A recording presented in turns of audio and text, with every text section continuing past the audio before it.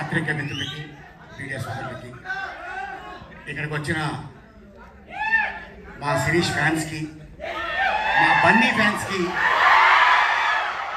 నమస్కారం. వేదిక మీద ఉన్న ఇక నా తోటి కళాకారులు, అలాగే మా నిర్మాత జ్ఞానరాజు గారు, ఆయన అలాగే మా ఇది బడ్డి ఇది బుడ్డి,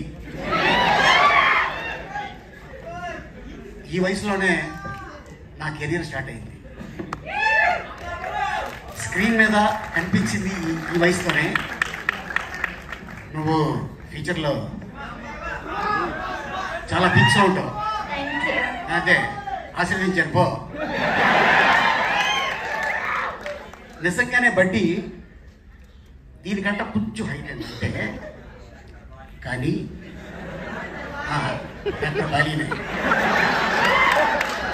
బయటకు వస్తాయి, నీకు ఇస్తా ట్యాబ్లెట్.